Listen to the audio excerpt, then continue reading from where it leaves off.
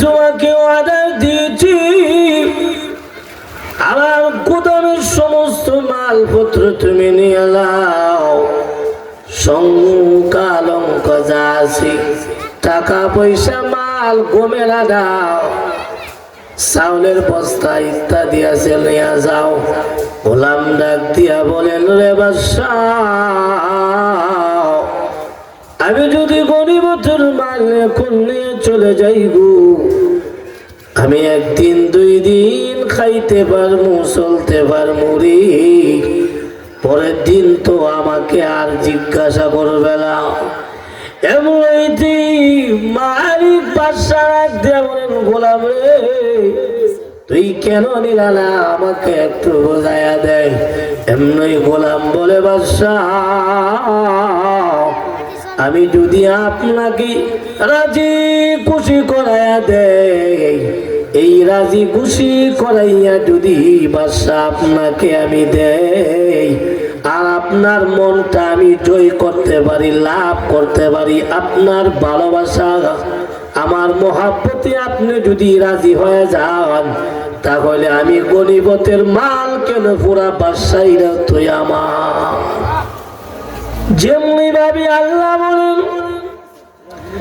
বাংলা দুনিয়ার সমস্ত মানুষের গোলামি করলে মানুষ তোমাকে টাকা দিবে, তুমি যখন বেচারার পিছনে ঘুরবে এমন সময় তোমাকে টাকা দিবে, বিকাল বেলা সারাদিনের মজুরি দিবে।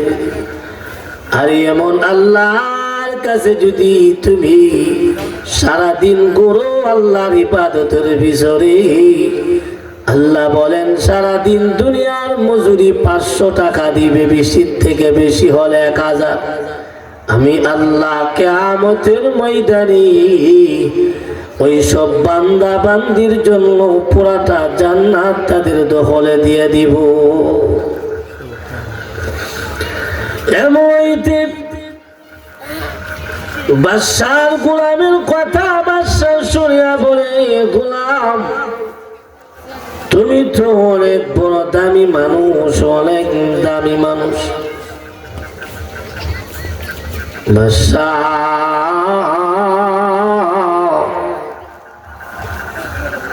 ডাক দিয়া বলেন, গোলাম রে,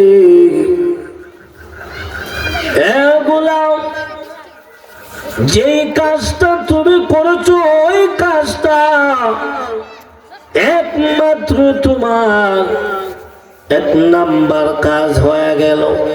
গোলাম রে, তুমি যেই কাজটা করছো, যেই মহাব্বত ভালোবাসা দেখাইছো, তোমার মহাব্বতে ভালোবাসা আমি বাদশা খুশি হইয়া আমার অর্ধেকটা রাজত্বর মালিক তোমাকে বানায়া দিলাম। আমি আপনাদের সামনে কোরআন থেকে তেলাওয়াত করেছি। আল্লাহ রাব্বুল আলামিন কোরআনের আয়াতের মধ্যে বলেন, কুল্লু নাফসিন যায়িকাতুল মাউত।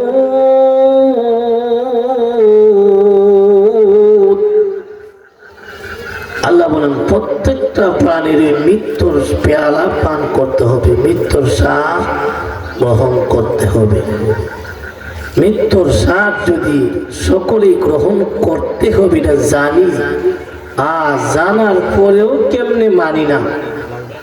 আফসোস লাগে আমার, বিভিন্ন সময় নিজেরে নিজে খিদে বলবো আমি, মানুষ কেন জানি ইসলামের কাছ থেকে দূরে যা। সে মুসলমান হয়েছে, আল্লাহর হাবিব বলেছে, রাসূলুল্লাহ সাল্লাল্লাহু আলাইহি ওয়াসাল্লাম